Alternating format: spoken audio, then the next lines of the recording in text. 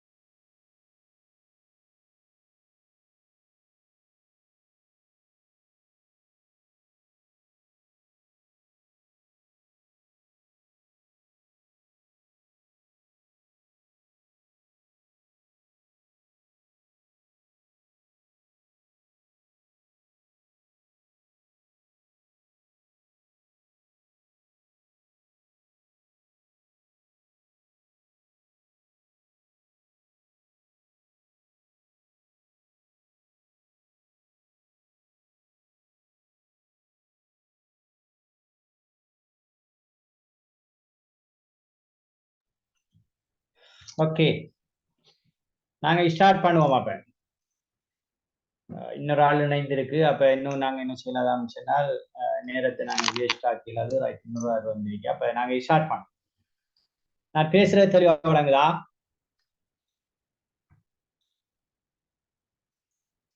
விளங்குதா அப்ப நான் பேசுறது? ஓ சார். ஓகே, அப்ப நாங்க ஸ்டார்ட் பண்ணுவோம். இந்த நீங்க ஏற்கனவே சைக்காலஜி பாடம் படிச்சிருப்பீங்க. அப்படி படிச்சிருக்கீங்களா? அப்படித்தானே? ஓ சார். ஓகே, நீங்க படிச்சிருக்கீங்க. இப்ப லேர்னிங் என்னென்றால் நாங்க படிக்கிறது இப்ப என்னென்றால் இந்த சைல்ட்ஹுட் டெவலப்மெண்ட், பிள்ளை விருத்தி தொடர்பான மிக முக்கியமான சில கன்செப்டுகளை நாங்கள் என்ன செய்யறோம் சொன்னால் பார்த்துட்டு வரோம். அந்த விஷயத்துல இந்த கற்றலின் ஊடாக பிள்ளை விருத்தி அடைதல் என்பது மிக முக்கியமான ஒரு விஷயம், லேர்னிங். அப்ப நீங்க சைக்காலஜிங்கிற பாடத்துல தனியாகவும் இந்த லேர்னிங் சம்பந்தமாக நீங்க படிச்சிருப்பீங்க. இப்ப நீங்க சொல்லுங்க, what is the learning? Learning என்றால் என்ன என்று கேட்டால் நாங்க என்ன பதில் சொல்லலாம்? கற்றல் என்றால் என்ன? நீங்க படிச்சிருப்பீங்க. கற்றல் என்றால் என்ன என்பதற்கு என்ன விடை சொல்லலாம்? நான் கேட்கறது விளங்குதா? நான் பேசுறது விளங்குதா? ஓ சார். இன்னும் விளங்கல சார். இப்ப கொஞ்சம் உடஞ்சு வர மாதிரி இருக்குது. அப்படி இருக்கா? அது எல்லாருக்கும் கிளைமேட் பிரச்சனை சார். மழையும் காத்தும் அந்த மாதிரி இருக்கிறதால சார் கொஞ்சம் ப்ராப்ளம் ஆயிக்குது. அப்ப சில வேளை நாங்க இந்த சனி ஞாயிறு எல்லாம் அப்படி இந்த ஈவினிங் அப்படி எல்லாம் போட்டா பிரச்சனை இல்லையா கிளாஸ்ல? ஈவினிங்லயும் தான் சார். கிளைமேட் எங்களுக்கு சொல்லலாது சார். வெதர் வந்து ஒவ்வொரு மாதிரி இருக்குது. இப்ப எங்கட சைட்லாம் சரியான காத்தும் மழையும். அது இப்ப இலங்கையில எல்லா பகுதியிலும் ம். அந்த ப்ராப்ளம். ஓ சார். பார்த்து மேனேஜ் பண்ணுவோம். அல்லது வேற பொருத்தமான நாடுகள் இருந்தால் அடுத்த ஓ கிளாஸ்ல நேத்து எனக்கு கிளாஸ் ஜாயின் ஆக இல்லாம போயிட்டு சார். ஏன்னா அங்கெல்லாம் கரண்ட் டிம்ல இருந்தது. அப்படி கரண்ட் போறதும் டிம் ஆகுறதும் வாரதும் சரியான காத்து நேத்தெல்லாம். ஓகே அப்படிதான் இன்றைக்கு இருக்குது. ஓகே, நாங்க என்னன்னு பார்ப்போம் அடுத்த கிளாஸ்ல. ம். சில இந்த மார்னிங் என்ன இந்த டே ஹவர்ஸ்ல கிளாஸ்ல இப்ப நாங்க இப்படியான டேஸ் அந்த சண்டே சாட்டர்டே அப்படி சனி ஞாயிறுகள்ல அப்படி சில பொருத்தமான தினங்கள்ல போடலாமான்னு நாங்க யோசிப்போம். அது இருக்கட்டும். இல்ல சார். இப்ப இந்த வெதர் வந்து ப்ராப்ளம் ஆயிக்கிறதால தான் இப்படி இருக்குது. இல்லாட்டி மத்தபடி ஓகே தானே சார் கிளாஸ் நடக்கிறது. பார்ப்போம் நாங்க. ஓகே, அப்ப நான் இப்ப கேட்டேன், இந்த லேர்னிங் கற்றல் என்றால் என்ன என்ற ஒரு கேள்வி கேட்டா எங்ககிட்ட நாங்க என்ன பதில் சொல்லலாம்? கற்றல் என்றால் என்ன என்கின்ற கேள்விக்கு என்ன பதில்?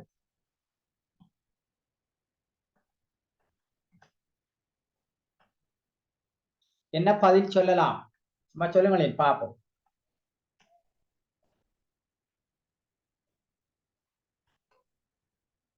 இப்ப இதுல சரிப்புல காணுதல் என்பதற்கு அப்பால் சரிதானே, நீங்க படிச்ச அல்லது நீங்க நீங்க கற்றதனால் என்ன நீங்க கருதுற சில விடயங்களை என்ன செய்யலாம், நீங்க சொல்லலாம். இதுல சரிப்பிழைங்கிறதெல்லாம் வந்து இரண்டாம் கட்டம். முதலாவது அப்படி நீங்க என்னத்தை விளங்கி வச்சிருக்கீங்க? நாம் அறிவதற்கு தெரியறதை விட இன்னும் மேலதிகமா அறிஞ்சு கொள்றதுக்கானது. அப்படி சொல்லலாமா சார்? உங்களுக்கு தெரிஞ்ச விடயத்தை விட இன்னும் நாங்க மேலதிகம் அறிவதற்கு உதவுறதை நாங்க கற்றல் என்று சொல்லலாம் சொல்றேன். Very good. வேற கற்றல் மூலமாக அறிவு, சிந்தனை, உணர்வு அந்த மாதிரி விடயங்கள் முழுமையடைவதா சார்? கற்றலின் ஊடாக அறிவு, சிந்தனை, வேற வேற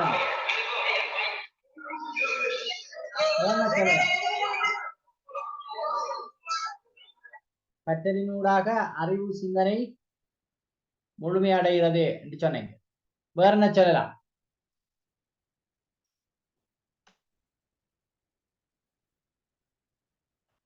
வேற ஏதாவது சொல்றால்?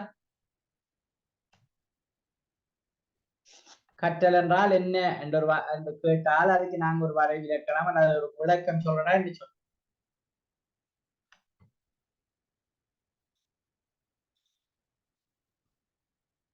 Okay,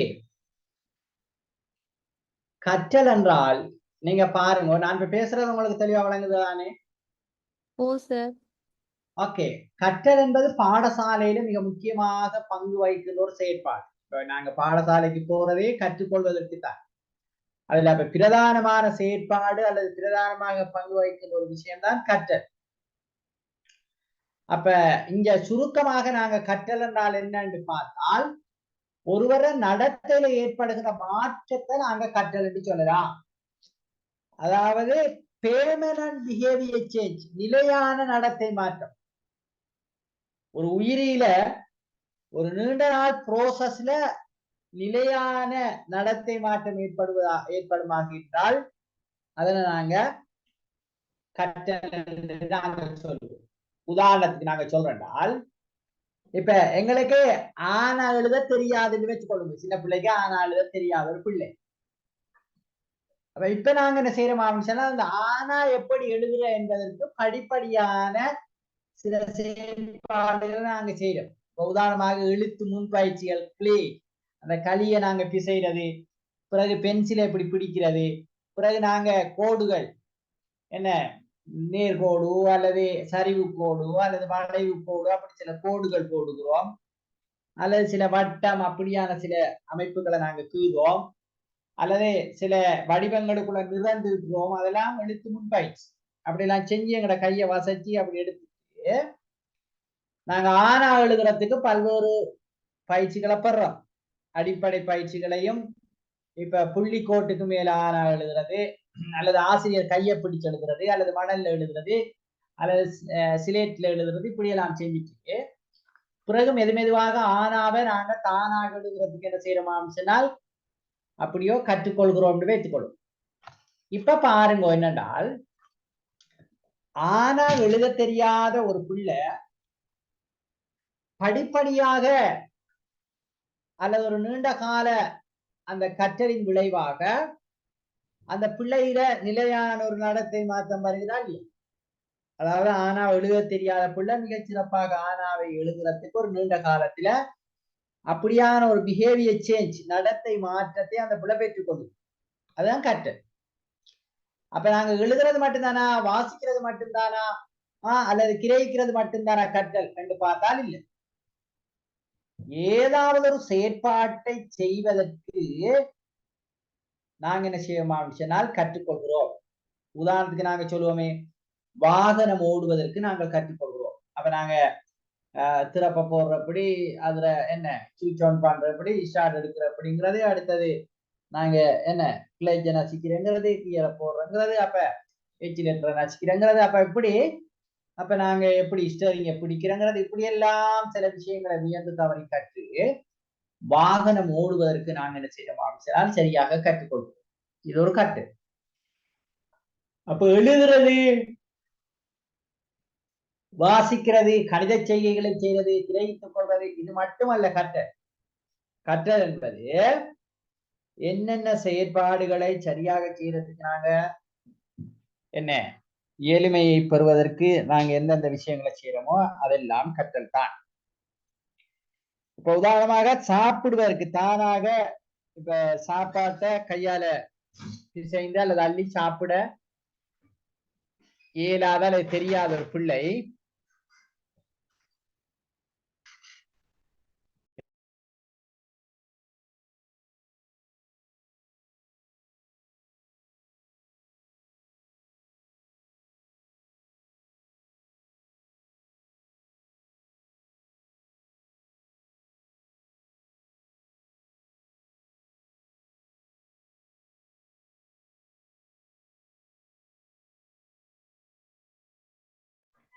okay.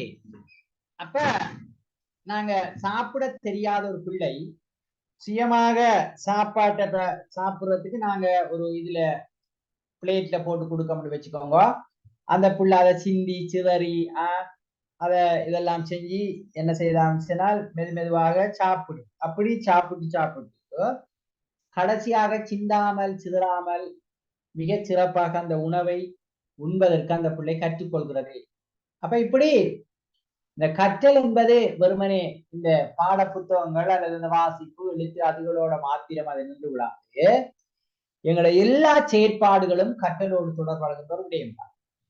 அப்ப அது நிலையாக எங்கள மாற்றங்கள் ஏற்படுத்துறது தான் கற்றல் என்று நாங்க சொல்லலாம். இப்ப உதாரணத்துக்கு சொல்லுவோம், பொய் சொல்லக்கூடாது பாப்பா என்று புறஞ்சொல்லலாகாது பாப்பா. இது எங்க இருக்குது? இந்த வசனம் என்னத்துல இருக்கு? பொய் சொல்லக்கூடாது பாப்பா என்றும் புறஞ்சொல்லலாகாது பாப்பா அப்படி வசனம் உண்டு. ஏதாவது கேள்வி படிக்கீங்களா? என்னத்துல? பாரதியார் பாடல் அப்படியா? ஓ சார். ஓகே, அந்த பாடல் இது வரும். இப்ப நாங்க எங்களோட சின்ன பிள்ளைகளுக்கு எல்லாம் படிக்கிறோம். நாங்களும் சின்ன பிள்ளையில ஒரு கிரேட் 2லயோ என்ன 3லயோ என்னத்துல எல்லாம் இந்த பாரதியார் பாடலை படிச்சோம். இப்ப என்னென்றால் பொய் சொல்லாத ஆக்கள் கையை வைத்துங்கோ என்று நாங்க ஒரு இடத்தை கேட்டால் யாராலும் அப்படி கையை உயர்த்துவாங்களாம் சொன்னால் இந்த மிலேனியத்தின் மிகப்பெரிய பொய் அந்த கையாத்தான் இந்த உயர்த்தப்பட்ட கை. அப்ப பொய் சொல்லக்கூடாது என்று படித்தால் நாங்க பொய் சொல்லாதவர்களாக என்ன சொல்லுவோம் சொன்னால் மாறணும். அதான் அந்த நடத்தை மாற்றம் என்று சொல்ற மிக முக்கியமான ஒரு விஷயம். அப்ப கற்றல் மனிதன்ல நிலையான நடத்தை மாற்றங்கள் என்ன சொல்லுவாங்க சொன்னால் ஏற்படுது. அது ஒரு மிக முக்கியமான ஒரு விஷயம். உளவியல் துறையில கற்றல் என்பதற்கு வரைவிலக்கணம் அல்லது விளக்கம் சொல்லக்கூட தூண்டலுக்கேற்ற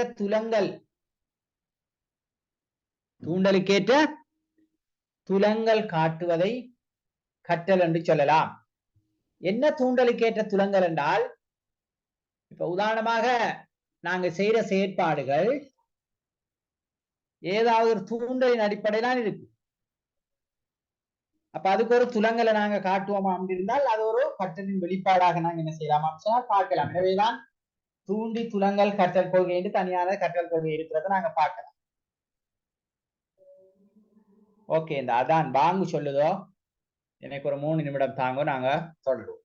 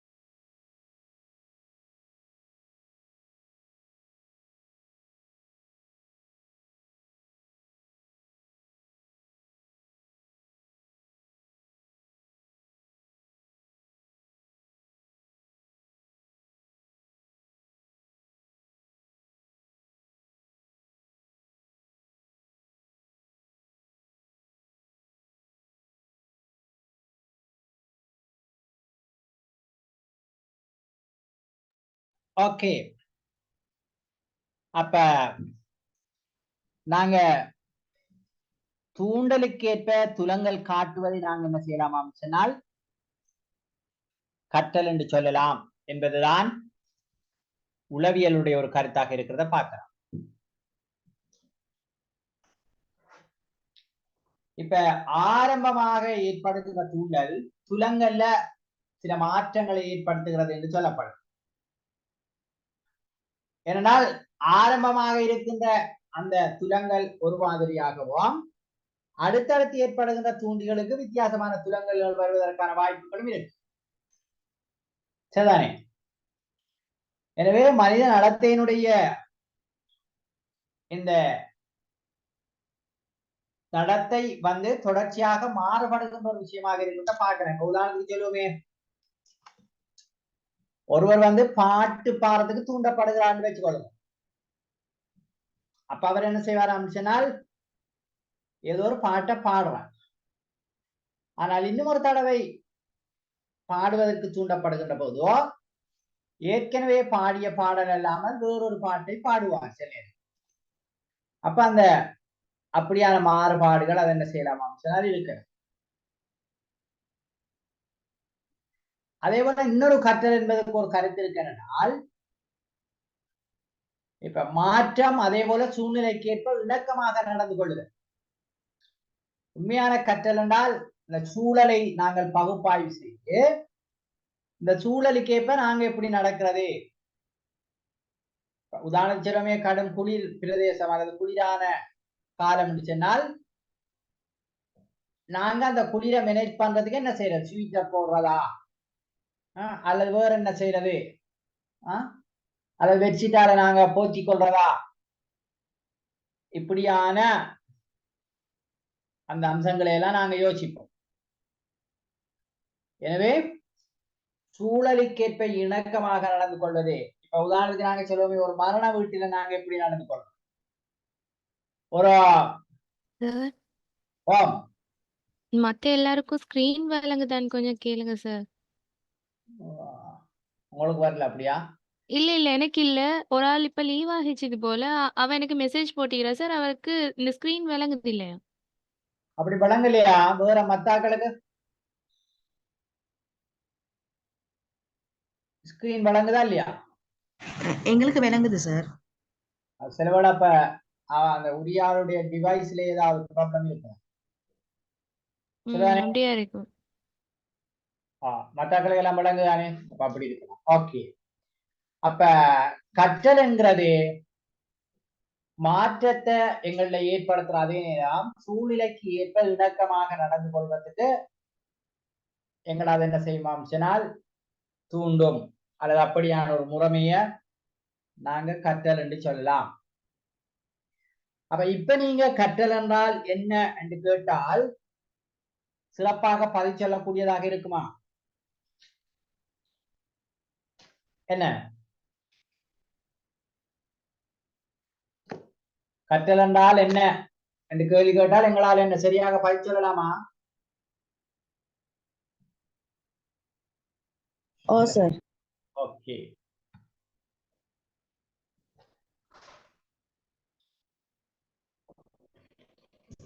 இந்த கற்றல்ங்கிறதுக்கு வரையறை ஏதும் இருக்கா என்று நாங்க பார்த்தால் கற்றலுக்கு ஒரு டிரெக்டான ஒரு கால இல்லையோ அது வரையறையோ அப்படியான சில விஷயங்களோ இல்லை.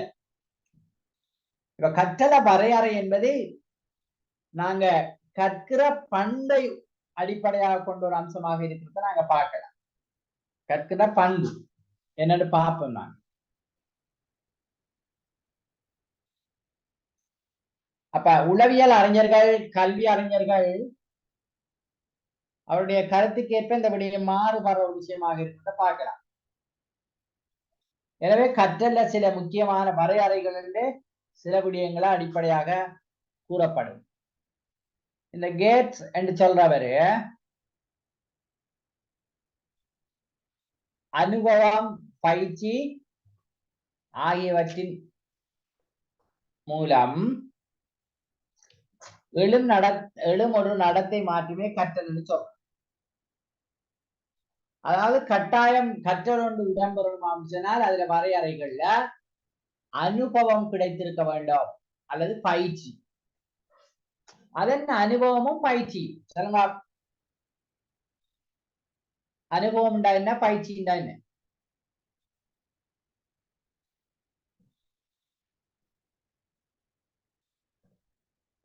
என்ன சொல்லலாம்?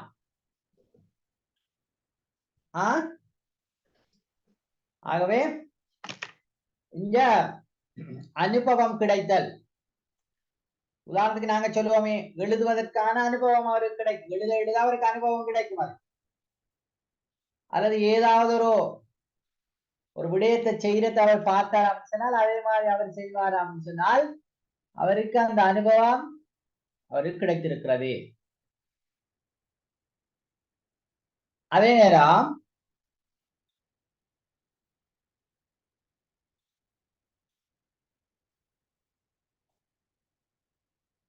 ஓகே பயிற்சி என்று நாங்கள் எடுத்துக்கொள்வோம். பயிற்சியின் மூலம் எப்படி நடத்தை மாற்றம் ஏற்படும் வருமா? பயிற்சியால ஏற்படுத்தக்கூடிய நடத்தை மாற்றத்துக்கு ஒரு உதாரணம் சொல்லுங்க. அப்படி நம்ம இருக்கா? பயிற்சியால ஏற்படுகின்ற நடத்தை மாற்றத்துக்கு ஒரு உதாரணம் என்ன? சத்தமா என்ன பேசாம இருக்கீங்க எல்லாரும்? நான் பேசுறது தெளிவா விளங்குதானே? என்ன சொல்லலாம்? அதாவது நாங்க பயிற்சி செய்யறதால ஏதாவது மாற்றம் ஏற்படுதுனால் அதுக்கு உதாரணம் என்ன சொல்லலாம்?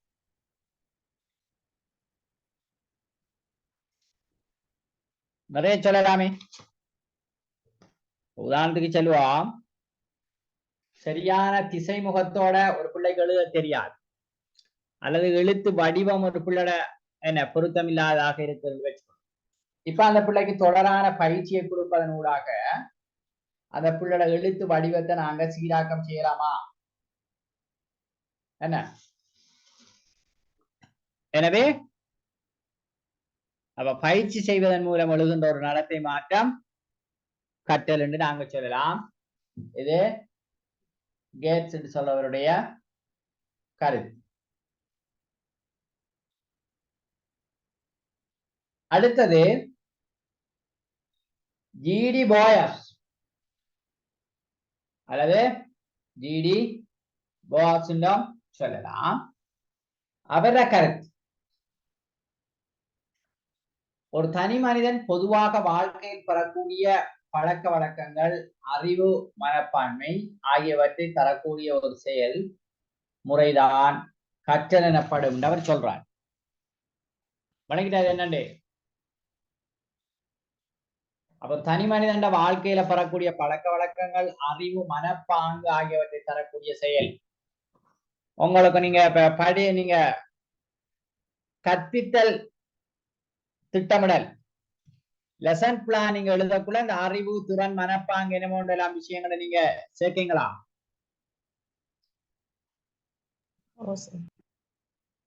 என்னது அதுக்கு சென்னை ஏதாவது ஷார்ட் ஃபார்ம்ல ஏதாவது சொல்றாங்களா? அப்படி கெஸ் பண்ணி நீங்க கேள்வி படிக்கீங்களா? அந்த சொல்ல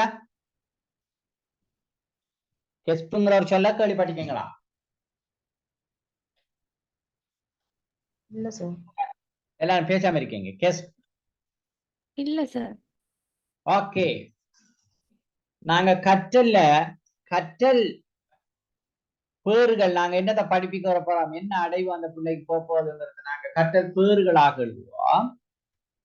அப்படி கற்றல் பேர் எழுதக்குள்ள மிக முக்கியமாக இந்த கெஸ்ப்ங்கிற விஷயம் அதுல இருக்கணும் சொல்லுவாங்க.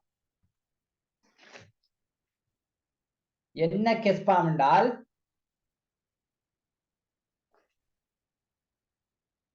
இப்ப உதாரணமாக நாங்க ஏதாவது கற்றல் பேறுகளை எழுத போறோம் சொன்னால் அதுல ஒவ்வொரு கற்றல் பேரும் இந்த கெஸ்ப்ங்கிற விஷயத்துல இருக்கிற சார் நான் பேசுறேன் என்ன தெளிவில்லாம இருக்கா?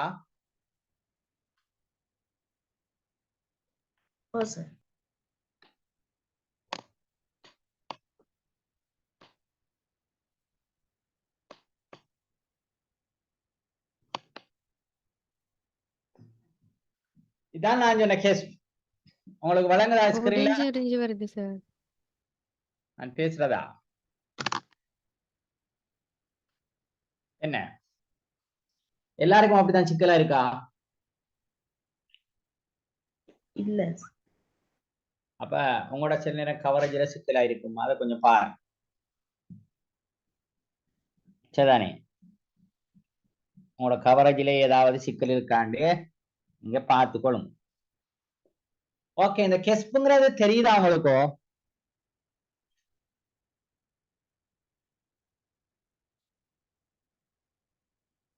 என்ன உங்களோட ஸ்கிரீன்ல கெஸ்ப்னு தெரியுதா?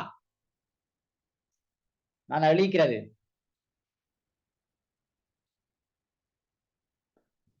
என்ன பேசாம இருக்கீங்களே? இருக்கா கெஸ்ப்? உங்களோட ஸ்கிரீன்ல தெரியுதா இல்லையா? ஆ தெரியுது சார். தெரியுது. தெரியுது. இதுல இப்ப கேக்கு வந்து சொல்லுவாங்க நாலேஜ் என்று சொல்லுவாங்க. KNO நாலேஜ் சொல்லுவாங்க. ஆ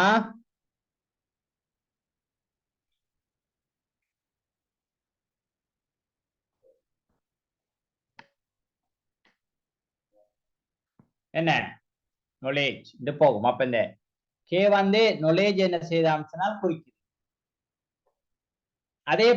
அதே போல நாங்க பார்ப்போம்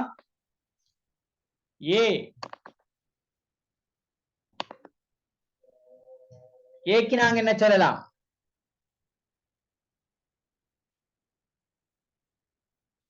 ஏக்கு என்ன சொல்லலாம்? ஏக்கு ஆட்டிடியூட், மனப்பாங்கு.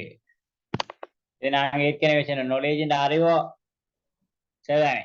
ஆட்டிடியூட் என்றால் மனப்பாங்கு.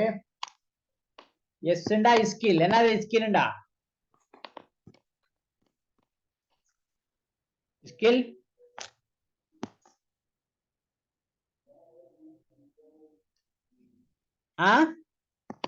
ஸ்கில்ண்டா என்னது? இதுதானே இந்த பீக்கு சொல்லுவாங்க பிராக்டிஸ்.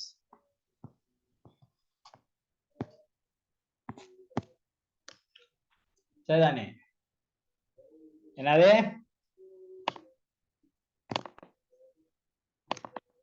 வந்து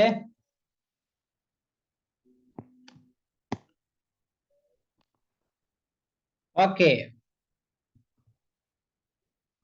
பிராக்டிகலோட சம்பந்தப்பட்ட விஷயம். அப்ப என்ன சொல்லலாம் என்றால், ஒரு கற்றல் பேர் எழுதுகின்ற போர் ஒரு லெசன் பிளான்ல இந்த விஷயங்களை உள்ளடக்கியதாக இந்த கற்றல் பேர்கள் இருக்கிறதா? ஒரே கற்றல் பேர்ல எல்லாத்தையும் எழுதுறதில்ல. இப்போ ஒன்று அறிவாக இருக்கும், இன்னொன்று ஸ்கிலாக இருக்கும், இன்னொன்று பிராக்டிஸ் ஆக இருக்கும், இன்னொன்று ஆட்டிடியூடாக இருக்கும். ஆகவே இந்த கெஸ்ப்ங்கிற விஷயம் கற்றல்ல மிக முக்கியமாக தாக்கம் செலுத்துகின்ற ஒரு விடயமாக இருக்கிறத நாங்க பார்க்கலாம். சரிதானே? எனவேதான் நீங்க இந்த கற்றலின் ஊடாக இந்த விடயங்கள் என்ன விருத்தி செய்யப்படுகிறது.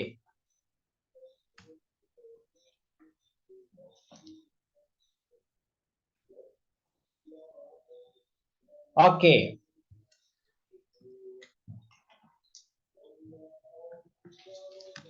அப்ப கற்றல் என்பது மாற்றத்தையும் சூழ்நிலைக்கேற்ப இணக்கமாக நடந்து கொள்வதையும் குறிக்கும்.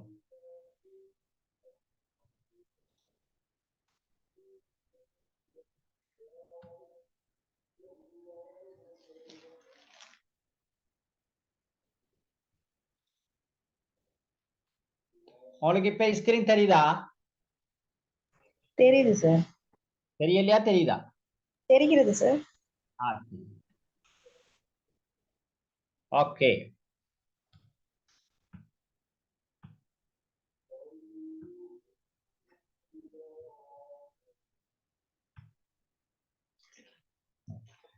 பாருங்க, வாழ்க்கையில பெறக்கூடிய வழக்கங்கள், அறிவு, மனப்பான்மை ஆகியவற்றை தரக்கூடியண்டா அதுல பல்வேறு மாற்றங்களை தரக்கூடிய, அதுல வீழ்ச்சியை தரக்கூடிய ஒரு செயல்முறைதான் நாங்க கற்றல் என்று சொல்லலாம் என்று சொல்றாரு. எனவே அறிவை மாற்றோம், திறனை மாற்றோம், மனப்பாங்க மாற்றோம், அப்படியான தன்மை கற்றலுக்கு அல்லது கல்விக்கு இருக்கிறது. இது ஜிடி போஸ்ன்றவருடைய கருத்தா இருக்கிறது நாங்க பார்க்கலாம். இப்ப கற்றல பண்புகள் என்ன?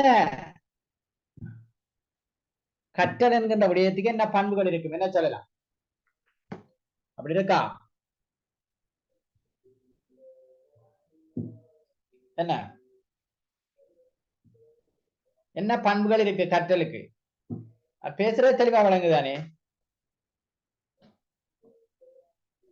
ஓ சார், விளங்குது சார். ஓகே. அப்ப கற்றலுங்கிற அந்த செயற்பாட்டுக்கு சில பண்புகள் இருக்கும் சொல்லப்படுது. என்னென்ன பண்புகள்? சும்மா நாங்க ஜெனரலா சொல்றேன்டா, பொதுவா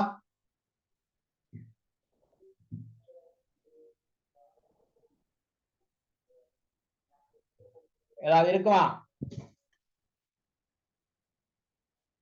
ஓகே, நாங்க பார்ப்போம். பாருங்க, கற்றல பண்புகள் என்னது?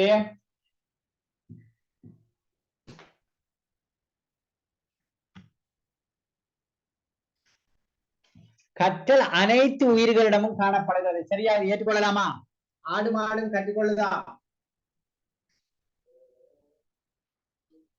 என்ன? ஓ சார், இருக்குது. Okay, very good. நாங்க சில ஆட்கள் நினைச்சிருக்காங்க நம்ம ஆட்கள் சமூகத்துல கற்றல் என்றால் எழுதுறது, வாசிக்கிறது, கணித செய்கைகளை செய்யறது, அப்படியான விஷயங்களால் கற்றல் நினைச்சுக்கிட்டாங்க. ஆனால் எங்களோட வாழ்க்கையில மேற்கொள்ளப்படுகின்ற எல்லா செயற்பாடுகளும் கற்றலோடு தான் என்ன செய்யலாம் தொடர்பட்டிருக்கிறத நாங்க பார்க்கலாம். எனவே இந்த எல்லா உயிர்களிடத்திலையும் கற்றல் என்கின்ற விஷயம் மிக முக்கியத்துவம் வாய்ந்த ஒரு விடயமாக இருக்கிறத பார்க்கலாம். இதோ இப்ப நீங்க பாருங்க, இப்ப புதிதாக பிறக்குந்தோரோ என்ன ஆடு அல்லது மாட்டு கன்றுக்குட்டி பால் அருந்துவதற்கு என்ன செய்யலாம் சொன்னால், அதாவது தாய் பசு கிட்ட அல்லது என்ன தாய் ஆடு கிட்ட பால் அருந்துறதுக்கு அதே கற்றுக்கொள்ளுது. இப்ப நடக்கிறதுக்கு தள்ளமாறி அண்ணா திரும்ப என்ன செஞ்சிருவான் சொன்னால் குயிக்கா நடக்க பழகிடுவான்.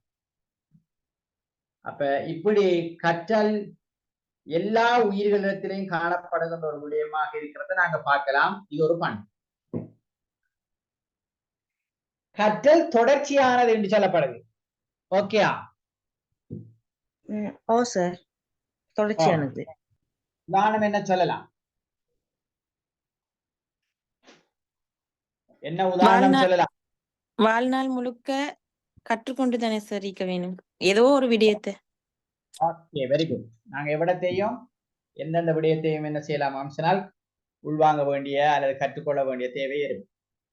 தொடர்ந்து இப்ப ஒவ்வொரு சம்பவத்திலையும் ஒரே மாதிரியான சம்பவத்தில கூட நாங்க ஒவ்வொரு சம்பவத்திலையும் வித்தியாசமான விடயங்களை நாங்கள் அறிந்து கொள்வதற்கு கற்றுக்கொள்ளக்கூடியதாக இருக்கிறத பார்க்கணும். அப்ப அது கற்றல் தொடர்ச்சியானதாக இருக்கும்.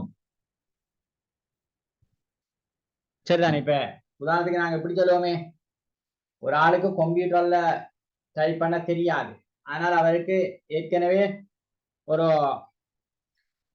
டைப்ரைட்டர்ல டைப் பண்ண தெரியும்னு வச்சுக்கோங்க. டைப்ரைட்டர்ல கீபோர்டும் கம்ப்யூட்டர்ல கீபோர்டும் ஒரே மாதிரி தான் இருக்கும். ஆனால் இங்க ஒரு மிக முக்கியமான ஒரு விஷயம் என்னென்றால், இப்ப கம்ப்யூட்டர்ல எங்களுக்கு டைப் பண்ண தெரியான்னு வச்சுக்கொண்டால், டைப்ரைட்டர்ல எங்களுக்கு பழைய சாதனத்துல டைப் பண்ண தெரியுமா சொன்னால், அதே விடயத்தை நாங்க என்ன செய்யலாமா சொன்னால் கொண்டே கம்ப்யூட்டருக்கு அப்ளை பண்ணலாம். அந்த கீபோர்ட் ஒரே மாதிரி தான் இருக்கும். ஆனால் இப்படி ஒரு விஷயம் இருக்கு. இப்ப கம்ப்யூட்டரை ஒன் பண்ற எப்படி, ஷட் டவுன் பண்ற எப்படி, அதுல வேர்ட் ஒன் எடுக்கிற எப்படி, அல்லது பவர் பாயிண்ட் எடுக்கிற எப்படி, என்ன விஷயம்ங்கிறது கம்ப்யூட்டரை பொறுத்தவரையில மிக முக்கியமாக அது வேறொரு இப்போ ஒரு டைப்ரைட்டர் அது மெனுவலா செய்யற ஒரு விஷயம், இது வேற சிஸ்டமேட்டிக்கலா செய்ய வேண்டிய சில விஷயங்கள் அதுல இருக்கிறத பார்க்கணும். அது ஒரு விஷயம். அப்ப நாங்க அங்க படிச்ச அந்த விஷயத்த அதனுடைய தொடரின் அடிப்படையில நாங்க என்ன செய்யலாமா மேம்படுத்திக் கொள்ளலாம். நாங்க எப்படி சொல்லுவோமே, ஒரு ஆள் ஒரு சர்ஜனுக்கு படிச்சுட்டாருன்னு வச்சுக்கொள்ளுங்க, வைத்திய என்ன துறையில சர்ஜனுக்கு படிச்சு போட்டார். ஆனால் அதோட அவர் என்ன செய்ய மாட்டார் சொன்னா நின்று விட மாட்டார். நிறைய புதிய புதிய என்ன மெகசின், புதிய புதிய சில சிந்தனைகள் வாராத விடயங்கள் எல்லாம் அவரே உள்காங்க வேண்டியிருக்கு. மட்டுமல்லாது புதிய என்ன மருத்துவ முறைமைகள், உதாரணத்துக்கு முன்னே ஏதாவது ஒரு சர்ஜரி செய்யறால் கத்தியால வெட்டி தான் என்ன செய்வாங்க, அதாவது சர்ஜரி பிளேட்டால வெட்டி தான் அந்த சர்ஜரி அந்த விஷயத்தை செய்வாங்க. ஆனால் பின்னர் இப்ப உதாரணத்துக்கு ஹார்ட்ல ப்ராப்ளம் தான், நெஞ்சு அப்படியே வெட்டி புலந்தா அதை என்னன்னு பாக்குறது, அந்த ப்ராப்ளத்தை ஹார்ட்ல கட்டாயம் செய்ய வேண்டியாக இருந்த சர்ஜரியாக இருந்தாலும் அப்படி செய்வாங்க. ஆனால் பின்னர் ஒரு 3 துளைகளை போட்டுட்டு ஒரு துளையால் ஒரு கருவி, ஒரு துளையால் ஒரு கேமரா, சரிதானே, அப்படியெல்லாம் போட்டு சர்ஜரி செய்யற ஒரு விஷயமா இருந்துச்சு. அப்ப அதை என்ன தொடர்ச்சியாக அந்த விடயத்தை அப்டேட் பண்ணி கற்றுக்கொண்டிருக்கின்ற போதுதான் நாங்க சமூகத்தில் ஈடுபடுகின்ற ஒரு வைத்தியராக அவர் என்ன செய்யலாமா இருக்கக்கூடியதாக இருக்கு. அது ஒரு விஷயம். கற்றலால் நடத்தை செம்மி அடைகிறது என்று சொல்லப்படுது. எப்படி அது உதாரணம் சொல்லுங்க, சொல்லலாமா? என்ன செம்மை அடைதல் என்றால்? கற்றலால் நடத்தை செம்மி அடைகிறது. செம்மி அடைதல் ஒரு விடயத்தை கற்பதன் மூலம் பிஹேவியர் வந்து நல்லாகுது. இப்ப நாங்க சும்மா சொல்லுவோமே, இப்ப உதாரணத்துக்கு ஏதாவது ஒரு பொருளை உற்பத்தி செய்யற நேரம் ஒருவருக்கு அதை நேர்த்தியாக உற்பத்தி செய்ய தெரியான்னு வச்சுக்கோங்க. ஆனால் அவர் சரியாக அதை கற்று அந்த முறைமையினூடாக அவர் சரியாக உற்பத்தி செய்கின்ற போது அந்த பொருள் நேர்த்தியானதாக அதை என்ன செய்வான்னு சொன்னால் பாருங்க. அப்ப அதுக்கு என்ன காரணம் என்றால் எங்கட கற்றலாலான் அது செம்மையடையத்தை பார்க்கலாம். அதே நேரம் ஒரு மனிதனுடைய நாளாந்த செயற்பாடு அல்லது நடத்தைகள் கூட கற்றலால செம்மையடையும், சீரானதாக மாறும். கற்றலுங்கிறது நோக்கத்தோடான் இருக்கும்னு சொல்லப்படுது. அப்படித்தானா? நோக்கம் இல்லாம கற்றல் இல்லையா? என்ன விஷயம்?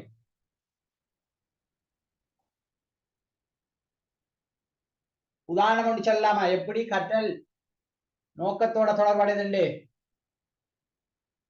ஒன்று அடைய வேணும் என்று சொல்லி சார். அப்படின்டா இப்ப நாங்க கல்வி ஒன்று கற்பதன் மூலம் எங்களோட அச்சீவ்மெண்ட் ஒன்றிக்கும் தானே சார், அது அடைய வேணும். நீங்க உதாரணமாக பிஇடி செய்றீங்க, அதுல ஒரு நோக்கம் இருக்கும் உங்கள்கிட்ட, சரிதானே? அதே போல இப்ப நாங்க இப்படி சொல்லுவோமே, நாங்க ஒரு விடயத்தை ஒருவர் கற்றுக்கொள்ள போகிறான்னு வச்சுக்கோங்க. இப்ப உதாரணமாக வீடு கட்டுற பணி, அந்த கொட்டன் அல்லது என்னது மேச்சன் என்று சொல்றதை ஒரு கற்றுக்கொள்ள போறார். ஏன் அவர் கற்றுக்கொள்ள போறாரு அப்படின்னா அவரோட வாழ்க்கைக்கு ஒரு தொழில் தேவை, அதுக்காக அவர் அதை கற்றுக்கொள்றாரு. அந்த தொழில் தேவை என்பதுதான் அதில் இருக்கின்ற பிரதானமான நோக்கமாக இருக்கிறத பார்க்கலாம். அதே நேரம் இந்த கற்றல் என்பது பன்முகம் கொண்டது என்று சொல்லப்படுது. என்ன அது பன்முகம்? என்ன பன்முகம்? பல வகையான கோணங்கள்ல காணப்படுது, ஒரு விடயம் இல்ல, எல்லாமே உள்ளடக்கி காணப்படுது சார். இப்ப உதாரணத்துக்கு ஒருவர் எழுத கற்றுக்கொள்ற ஒருவர் அதை வாசிக்கிறதையும் அதுல கற்றுக்கொள்வார். என்ன அப்ப அதுல இப்ப நீங்க எழுத்துல அல்லது ஒரு மொழியை பொறுத்த வரையில நாங்க சொல்லுவோம் என்ன பிரதானமாக 4 ஸ்கில் இருக்குன்னு சொல்லுவோம். ரைட்டிங், என்ன லிசனிங், அடுத்தது எழுதுறது, வேற என்ன செவி சாய்க்கிறது அல்லது என்ன ஒரு விடயத்தை வேற வேற என்ன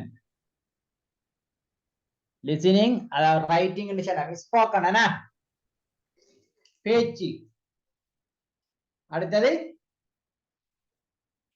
வேற என்ன ஒரு மொழியை கற்கிறனால் மொழியில பிரதானமான 4 பகுதிகள் இருக்கு. என்னென்னது?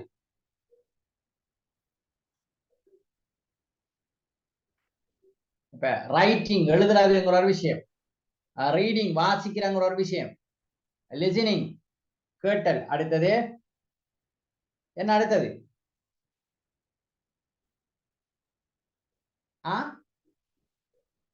ரீடிங் வாசிக்கிறது. என்ன என்ன சொல்லலாம்? 4வது விஷயம். அப்ப எழுத்திருக்கோம், எழுதுறது இருக்கும், வாசிக்கிறது இருக்கும், வேற வரும் கேட்கிறது இருக்கும், அடுத்தது பேசுறது இருக்கும். ஆகவே இந்த இப்படி கற்றல் பன்முகம் கொண்ட ஒரு விஷயமாக இருக்கிறத நாங்க என்ன செய்யலாம்? பார்க்கலாம். இப்ப கற்றல்ங்கிறது அனுபவங்களால விளையக்கூடியது என்று சொல்லப்படும். என்னது அப்படி? அதுக்கு ஒரு உதாரணம் சொல்லுங்க.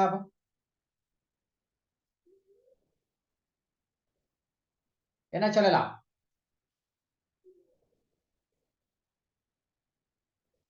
கற்றல் அனுபவங்களால விளையக்கூடியதுங்கிறதுக்கு என்ன உதாரணம் சொல்லலாம்?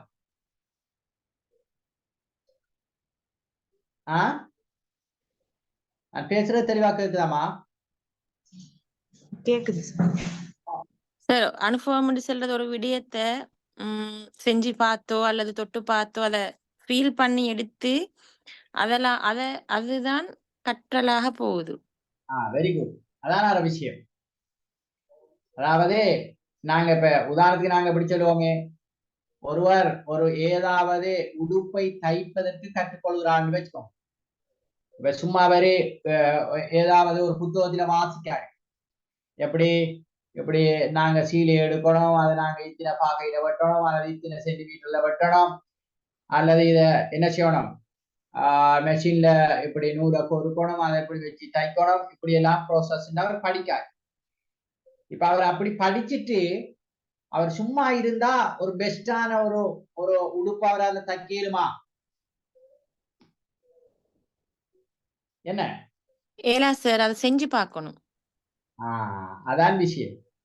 அப்ப அனுபவம் என்பது ஒரு நல்ல கற்றலை என்ன செய்யுமா சொன்னால் எங்களுக்கு தரும். எனவே கற்றல் என்பது ஒரு அனுபவம் சார்ந்த விடயமாக இருக்கிறத பார்க்கலாம். இது கற்றலுடைய ஒரு பண்பு. எனவேதான் நாங்க பிள்ளைகளுக்கு என்ன செய்யணுமா சொன்னால் அனுபவத்தினூடாக கற்றுக்கொள்கின்ற அதற்கான சந்தர்ப்பங்களை நாங்க என்ன செய்யணுமா சொன்னால் ஏற்படுத்தி கொடுக்கணும். அது மிக முக்கியமான ஒரு விஷயம். இப்ப உதாரணமாக அனுபவங்களை வழங்குகின்ற கற்றல் முறைமைகள் என்று நாங்க என்ன சொல்லலாம்?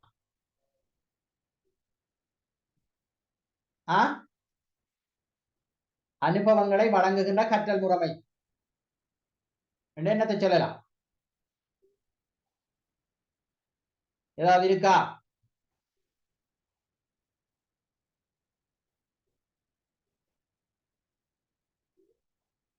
அல்லது நீங்க ஒரு ஒரு ஒரு கற்றல அனுபவங்களால வழங்கக்கூடிய கற்பித்தல் முறைகள், நிறைய கற்பித்தல் முறைகள் சென்று நீங்க படிச்சுப்பீங்களே, அதுல இது என்ன இருக்கும்?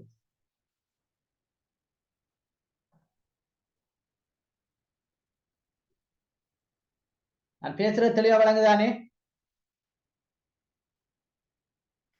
இப்ப உதாரணமாக நாங்க களக்கற்றல் என்ற ஒரு கற்பித்தல் முறை இருக்கு. அந்த கற்பித்தல் முறை அனுபவத்தை கொடுக்குமா? என்ன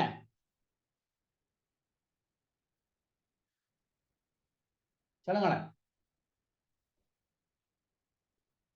களக்கற்றல் முறை, ஃபீல்ட் ஸ்டடி, அப்படி நீங்க படிச்சிருக்கீங்களா?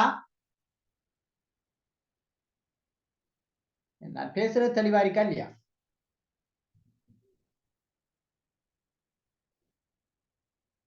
என்ன சொல்லலாம்? அப்ப அந்த களக்கற்றலையா சார் கேக்குறீங்க? நான் கேட்கிறேன், கற்றல் அனுபவங்களால விளைகிறது என்று சொல்றாங்க. அனுபவம் சார். இப்ப களப்பயணம்ன்றது வந்து ஒரு அனுபவமா எடுக்கலும் எங்களுக்கு. அதான் நான் கேட்கிறேன். அனுபவம் ஃபீல்ட் ட்ரிப் அடுத்தது அது ஒரு அனுபவமா எடுக்கலும். அடுத்தது இப்ப எக்ஸிபிஷன், அதுல அந்த பொருட்கள் செய்யறத ஒரு அனுபவமா எடுக்கலும். வேற அடுத்தது வந்து இந்த இது விவசாய அக்ரிகல்ச்சர் பாடத்துல வந்து சார் அந்த மாணவர்கள் மரங்களை நடுறது அதுக்கு தண்ணி ஊத்துறது அதுல ஒரு அனுபவமா எடுக்கலும். அப்ப அது என்ன, அதே செயற்பாட்டு ரீதியான கற்றல். ஓ சார். ஓகே, அப்ப அது அப்ப இப்படி கற்றல் என்கின்ற விடயம் அனுபவம் சார்ந்தது என்பது கற்றலுடைய மிக பிரதானமான ஒரு பண்பாக இருக்கிறத நாங்க பார்க்க. ஓகே, இப்ப நீங்க சொல்லுங்க, கற்றல்ல முக்கியத்துவம் ஏன் இந்த கற்றல் என்கின்ற விஷயம் முக்கியத்துவம் வாய்ந்ததாக இருக்கிறது? இப்ப என்ன சொல்லலாம் நாங்க?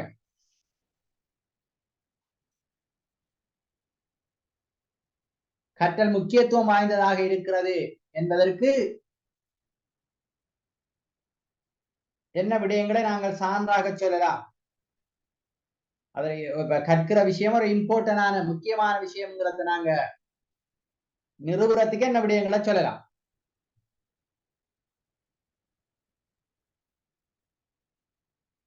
சார் வாழ்க்கைய ஒழுங்காக கொண்டு நடக்கிறதுக்கு கற்றல் முக்கியத்துவம் ஆகிரு சார். ஓகே, வாழ்க்கையை நாங்க ஒழுங்காக கொண்டு நடத்துறதுக்கு கற்றல் முக்கியத்துவம் கட்டாயம் முக்கியத்துவம் வாய்ந்தது. அதாவது எந்த இடத்துல எப்படி நடந்து கொள்ள வேணும் அது எல்லாமே அந்த வாழ்க்கையோட சம்பந்தப்பட்ட விடயங்கள் எல்லாவற்றுக்கும் கற்றல் அவசியம் சார். அனுபவமும் கற்றலும். அதான் அப்ப நாங்க அதான் அனுபவம் என்பதே கற்றல் தான். இந்த கற்றல் இடம்பெறுவதற்கு மிக முக்கியமான வழிகள் ஒன்று அனுபவம். ஓகே, நீங்க சொல்ல மாதிரி வாழ்க்கையில நாங்க எதை எப்படி செய்யற என்ன விஷயம்ங்கிறத நாங்க பெற்றுக்கொள்றதுக்கு கற்றல் அவசியமானதுங்கிறதால அது முக்கியத்துவம் பெறுதுன்னு நாங்க சொல்லலாம். ஒரு விஷயம் வேற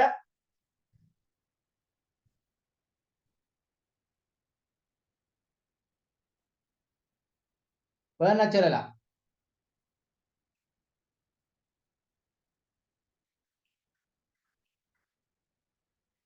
எதிர்கால எங்களோட நோக்கத்தை அடையிறதுக்கு கற்றல் முக்கியத்துவமா எங்களோட எதிர்கால நோக்கத்தை அடைந்து கொள்வதற்கு சார். எதிர்கால நோக்கத்தை அடையிறதுக்கு கற்றல் முக்கியத்துவம். அச்சீவ்மெண்ட் ஒன்றுக்கு, ஃபியூச்சர் அச்சீவ்மெண்ட்க்கு. Okay, very good. அதாவது கற்றாதான் சில விடயங்களை நாங்க என்ன செய்யலாம், அடையக்கூடியதாக இருக்கும். ஓகே, வேற என்ன பாருங்க, மனிதனுடைய ஏதாவது நடத்தை மனிதன் மட்டுமல்ல ஒரு உயிரியமாக இருக்கலாம், வேற மனிதன் அல்லாத வேறு மிருகங்களோ அல்லது வேற உயிர்களாகவும் இருக்கலாம். அதனுடைய நடத்தைகளுக்கு அடிப்படையாக அமைகிறது கற்றல் தான். உதாரணத்துக்கு நாங்க சொல்லுவோமே, ஒரு ஆள் வந்து எழுதுறதுக்கு பேனையை எப்படி பிடிக்காருன்னு வச்சுக்கோங்க. சில ஆட்கள் இப்ப நாங்க பேனையை பிடிக்கிறதுக்கு ஒரு முறைமை இருக்கு, அப்படி இல்லாம வேற முறைமைகள்ல பேனையை பிடிச்ச எழுதுறாக்களும் இருக்காங்க. அப்ப அவரோட நடத்தை கொஞ்சம் வித்தியாசமாக இருக்கிறத பார்க்கலாம். சரிதானே? இப்ப சிலர் இருக்கிறாங்க, உங்களுக்கு தெரியும், அறவே பைக் ஓட்டுறதுக்கோ மோட்டார் பைக் ஓட்டுறதுக்கோ அதுக்கெல்லாம் தெரியும். அப்ப அவர் எப்பயும்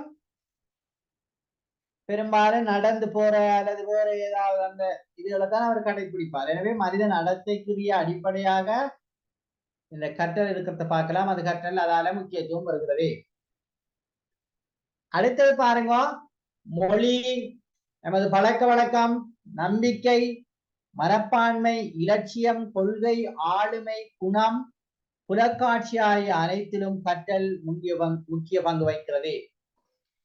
அப்ப நாங்க மொழியை நாங்க படிச்சு கொள்ளலாம் சொன்னால் எங்களுக்கு கற்றல் இருக்கும். சரிதானே? அதே போல நமது பழக்க வழக்கங்கள், அப்ப அது மாறுறதுக்கு அல்லது எங்களோட பழக்க வழக்கங்கள் உருவாகிறதுக்கு கற்றல் மிக முக்கியத்துவமானதாக இருக்கிறத நாங்க பார்க்கலாம். அதே போல நம்பிக்கைகள், மனப்பாங்குகள், இந்த நம்பிக்கை மனப்பாங்கு இதுகளுக்கும் கற்றலுக்கும் என்ன தொடர்பு? பிலீவ்ஸ், நம்பிக்கைகள், மனப்பாங்கு, attitudes, இதுக்கும் கற்றலுக்கும் என்ன தொடர்பு?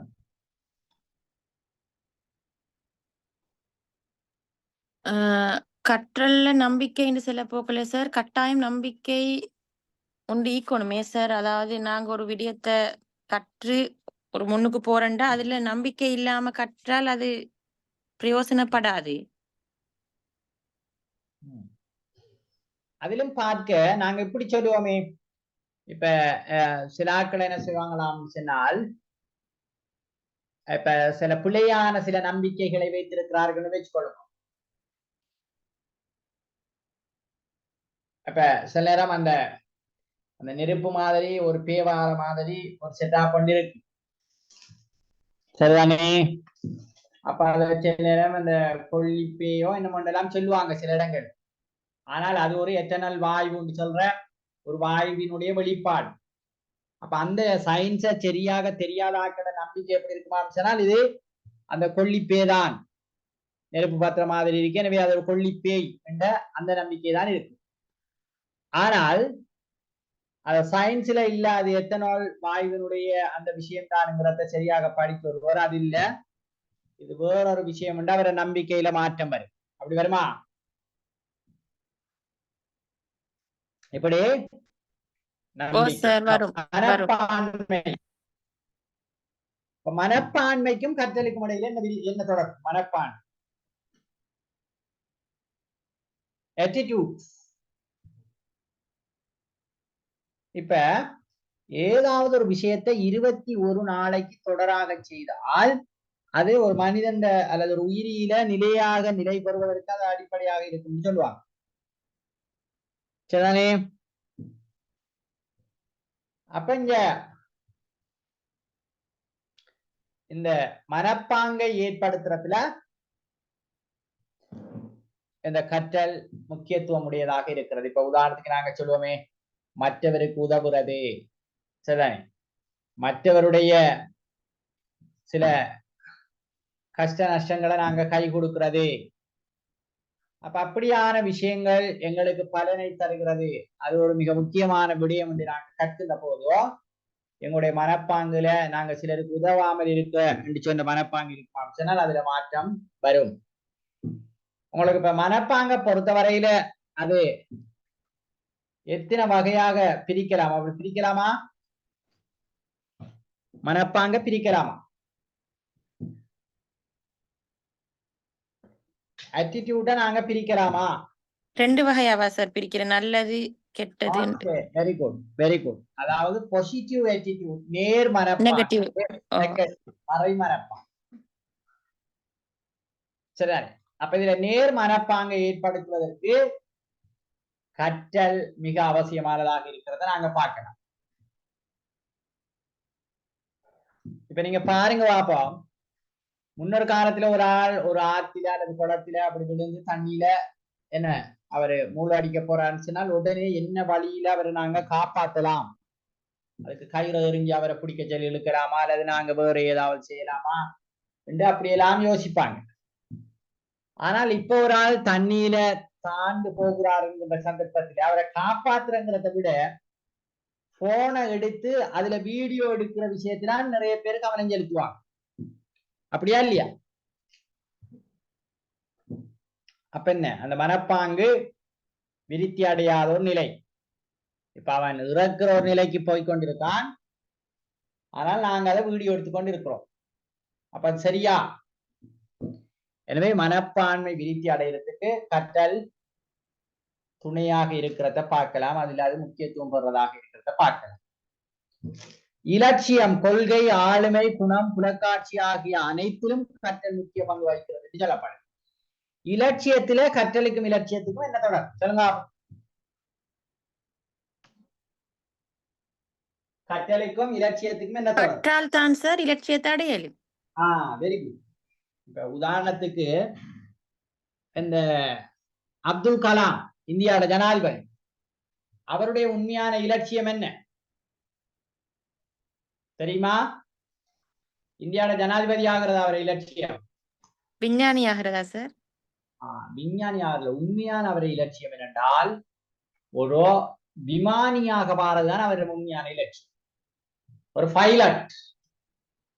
ஆனால் அவர் அந்த பைலட் பரீட்சையில அவரு தோல்வி அடைந்தார், ஃபெயிலானார். எனவே அவரு வேறொரு இலக்கை நோக்கி என்ன செய்தார், நகரக்கூடியதாக இருந்தது. அப்ப அந்த இலட்சியத்தை அடிப்படையாக வைத்துத்தான் அவர் கற்றல் ஏனைய நகர்வுகள் எல்லாம் இருந்தது. அப்ப அதனை அவர் சாதித்தாரு. எனவேதான் இந்தியா அவருக்கு அந்த நாட்டினுடைய ஜனாதிபதி என்கின்ற அந்தஸ்தை கொடுத்தது. ஒரு தடவை தான் இருந்தார், 2வது தடவை இருக்கல அவர் 7 ஆண்டு சொல்லிட்டு வெளியிறங்கி போயிட்டார். ஓகே, அது இலட்சியம். அடுத்தது கொள்கை. கொள்கையில எப்படி கற்றல் தாக்கம் செலுத்தும்? உதாரணமாக சும்மா சொல்லுவோமே, ஒரு நாட்டுல நிதி கொள்கை அல்லது ஒரு நாட்டினுடைய பொருளாதார கொள்கைன்னு சொல்லுங்க. நிதி கொள்கைங்கிறத பொருளாதார கொள்கைன்னு வச்சுக்கோ. ஒரு நாட்டில இருக்கின்ற பொருளாதார கொள்கையை பொறுத்தவரையில அது திறந்த பொருளாதார கொள்கையா அல்லது மூடிய பொருளாதார கொள்கையா அல்லது வேறு எவ்வாறான பொருளாதார கொள்கை என்கிறத இந்த கற்றல் தான் தீர்மானிக்கும். அந்த உரிய எக்கனாமிக் மினிஸ்டர் அல்லது பிரதமர் அல்லது அந்த ஜனாதிபதி போன்றவர்கள் எப்படியான இது தொடர்பான அவர்கிட்ட அறிவிக்கோ அதுக்கேற்பதான் அந்த கொள்கையை என்ன செய்வாங்களாம் உருவாக்குவாங்க. கொள்கை ஆளுமை குணப்பண்புகளை ஏற்படுத்துறதுல கற்றல் எப்படி தாக்கம் செலுத்தும் சொல்லுங்க. அப்ப உதாரணம், ஆளுமை குணப்பண்புகள். தலைமைத்துவம் அவ்வாறான பண்புகளுக்கு கற்றல் முக்கியத்துவம் செலுத்துது தானே சார். கற்பதனூடாகத்தான் அந்த எங்களுக்கு தலைமைத்துவங்கள்ல அடுத்தது அவ்வாறான விடயங்கள்ல ஈடுபடலும்னு நினைக்கிறேன். Okay, very good. உதாரணத்துக்கு நாங்க கற்பதன் ஊடாக எங்களோட பர்சனாலிட்டி டெவலப்மெண்ட் வச்சுக்கோங்க. பர்சனாலிட்டி ஆளுமை. இப்ப ஒருவருக்கு லாங்குவேஜ் புளுவண்டா தெரிகிறது கூட ஒரு பர்சனாலிட்டி. அப்ப அந்த லாங்குவேஜ் அவர் புளுவண்டா அவர் கற்றுக்கொள்றதுக்கு என்ன செய்வாராம் சொன்னால் அவரு ட்ரை பண்ணுவார், கற்றலை மேற்கொள்வார். அப்ப கற்றலுக்கும் ஆளுமைக்கும் இடையில தொடர்பு இருக்கிறத நாங்க பார்க்கலாம். ஏனென்றால் ஒரு ஆளுமை குணப்பண்புல மிக முக்கியமான ஒரு விஷயம்தான் பேச்சாற்றல் என்று சொல்ற விஷயம். அது அதே போல புலக்காட்சிக்கும் கற்றலுக்கும் என்ன தொடர்பு?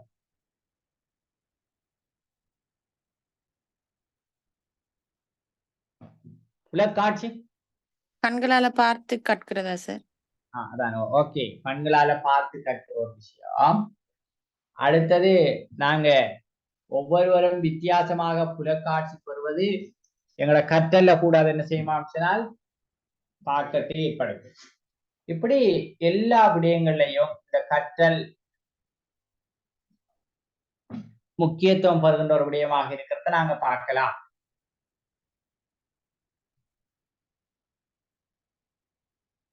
ஓகே,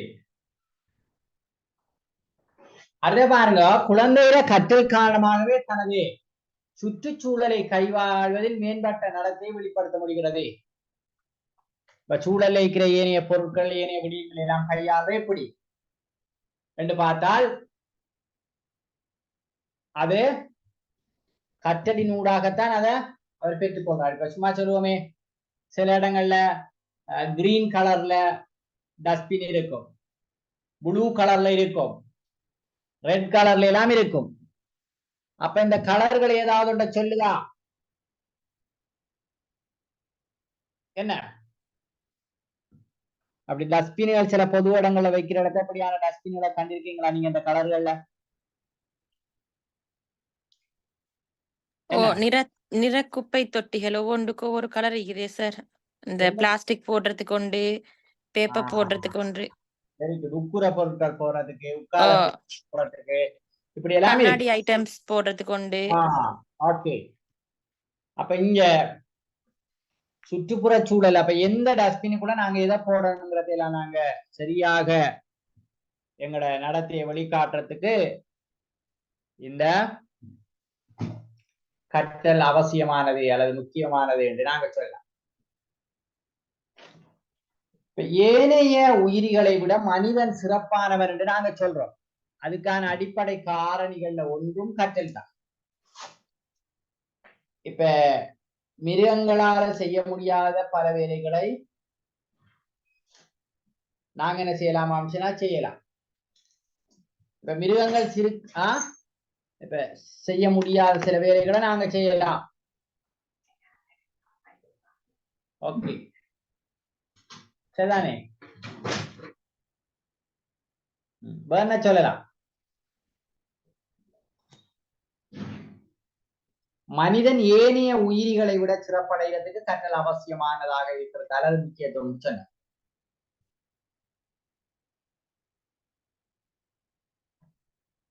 இப்ப கற்றல வகைகள் என்று சொல்லப்படு. இந்த கற்றல வகைகளுக்கு முன்னுக்கோ நாங்க இன்னொரு மிக முக்கியமான ஒரு விஷயத்தை பார்ப்போம். கற்றல் பாணிகள் அப்படி ஏதாவது நீங்க பார்த்திருக்கீங்களா? கற்றல் பாணிகள் மெத்தடா சார், கற்கிற மெத்தடா ரெண்டும் சொல்லலாம். அதாவது அவர் கற்றுக்கொள்ளுகின்ற அந்த முறைமை, அதாவது அந்த ஸ்டைல், பாணி. உதாரணத்துக்கு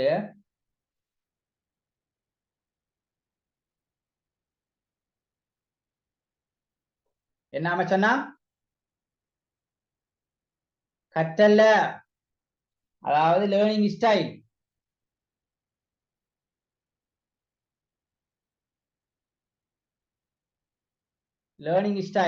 என்னென்ன ஸ்டைல்கள் இருக்கு? உலகத்துல நிறைய ஸ்டைல்கள் இருக்கு. நாங்க இங்க சொல்றது லேர்னிங் ஸ்டைல். என்ன சொல்லலாம் சார்? சுயமாக கற்றல் அதுகளா சார்? லேர்னிங் ஸ்டைலுங்கக்குள்ள பிரதானமாக 3 கற்றல் இந்த என்ன ஸ்டைல் இருக்கிறத பார்க்கலாம். சரிதானே? கற்றல் பாணிகள். முதலாவது பாணி என்னன்னா, ஒரு பாணியை நாங்க சொல்றோம்னால், இப்ப விசுவல் லேர்னர்ஸ். என்னது விசுவல் லேர்னர்ஸ்டா? விசுவல் லேர்னர்ஸ்டா பார்த்து கற்றலா? Very good. அது ஒரு பாணி. அதாவது பார்வையினூடாக கற்றுக்கொள்ளுகின்ற பாணி சிலருக்கு இருக்கும். அவளுக்கிட்ட எப்படியான பண்புகள் உண்டா, தனியான சில விஷயங்கள் இருக்கு. எனவே என்ன செய்யணுமாம் சொன்னால், சரிதானே? இப்ப அப்படியானவர்களுக்கு கற்பிக்கிறதுக்கான சில முறைமைகள் இருக்கு. அவருக்கு எப்பயும் என்னென்னால், எந்த விடயத்தையும் பார்த்து கற்றுக்கொள்வதுதான் அவருக்கு அது எஃபெக்டிவானதாக இருக்கும். அப்ப நாங்க வீடியோ கிளிப்ஸ், சரிதானே, படங்கள், அப்படி சில விடயங்களை நாங்க என்ன சொல்லுவோம் சொன்னால் அவருக்கு காட்சிப்படுத்தி என்ன கற்பிக்க வேண்டி இருக்கும். அப்ப அது பார்வை என்கின்ற என்ன விஷுவல் மூலமாக கற்றுக்கொள்கின்றவர்கள் அப்படி இருப்பான். அடுத்தது இன்னொன்று ஆடிட்டோரி. என்னது ஆடிட்டோரி? கேட்டல் மூலமாக கற்றுக்கொள்கின்ற பாணியை கொண்டிருக்கிறார்கள். அப்ப அவங்களுக்கு நாங்க கதை சொல்லணும், சிலதை விளக்கணும், சிலதை விட அப்ப அந்த தேவைகள் இருக்கும். அது கேட்டல் பாணி என்று நாங்க சொல்லுவோம். இன்னொரு பாணி இருக்கு என்னென்றால், அப்ப பார்வையினூடாக கற்றுக்கொள்றது, கேட்டலினூடாக கற்றுக்கொள்றது. அடுத்தது இன்னொன்றைக்கு கேன்ஸ்தட்டிக் என்று சொல்றாங்க. கேன்ஸ்தட்டிக் என்னது? செயற்பாட்டு ரீதியாக கற்றுக்கொள்கின்ற பாணியுடைய ஆக்கள்.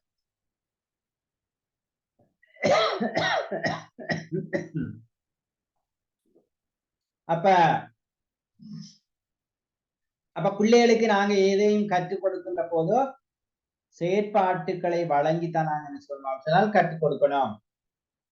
அது ஒரு எஃபெக்டிவானதாக இருக்கிறத நாங்க பார்க்கலாம். அது செயற்பாட்டு ரீதியாக கற்கின்றவர்களுக்கு. அப்ப ஒவ்வொரு பிள்ளையினுடைய கற்றல் பாணிகளையும் கருத்தில் கொண்டுதான் ஆசிரியருடைய கற்பித்தல் முறைமைகள் இருக்கும். அப்ப அது ஒரு மிக முக்கியமான ஒரு விஷயமாக இருக்கிறத நாங்க பார்க்கலாம். இது கற்றல்ல என்ன வகைகள் என்று சொல்லப்படுது. ஒன்று பாருங்க, செய்திறன் கற்றல், ஸ்கில் லேர்னிங். என்னது ஸ்கில் லேர்னிங்டா? இது நாங்க செயற்பாட்டு ரீதியாக செய்யற என்று சொன்ன கற்றலுக்கு உதாரணமாக இதை சொல்லலாம். அடுத்து புலக்காட்சி கற்றல், பெர்செப்ஷன் லேர்னிங் அப்படின்னா என்ன? புலக்காட்சி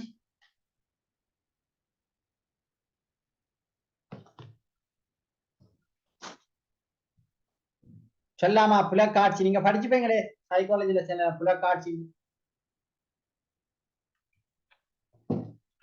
இதுல என்ன நிறைய பேர் பேய்த்தாங்களா? ஓகே, புலக்காட்சி ஏதாவது சொல்லலாமா? உங்களுக்கு அப்படி அந்த மழை மூட்டம் அப்படி பேசுறது வளங்கள்ல அப்படி சிக்கல் சொன்னால் நாங்க என்ன செய்வோம் சேனல் இதோட முடிச்சு கொள்வோம். நாங்க நாளைய அல்லது அடுத்த செஷன்ல நாங்க தொடருவோம். எப்படி சமலி சமாலியா அல்ல சாமலி அப்படியா?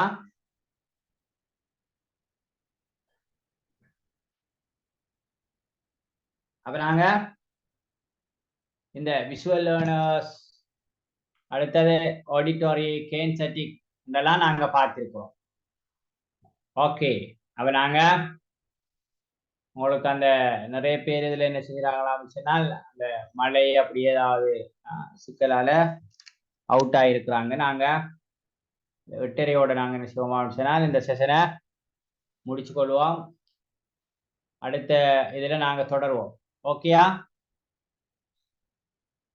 Okay sir. அப்ப 2 பேரே இருக்கிறோம். ஆமா. சார் இந்த பிடிஎஃப் கொஞ்சம் குரூப்ல ஷேர் பண்ண சாருக்கு அனுப்பிவிட்டா நல்லா சார், எங்களுக்கு யூஸ்ஃபுல் ஆயிக்கு. நான் எல்லாத்தையும் நாளைக்கு போட்டுவிடுறேன். சரி, ஓகே சார். தேங்க்யூ.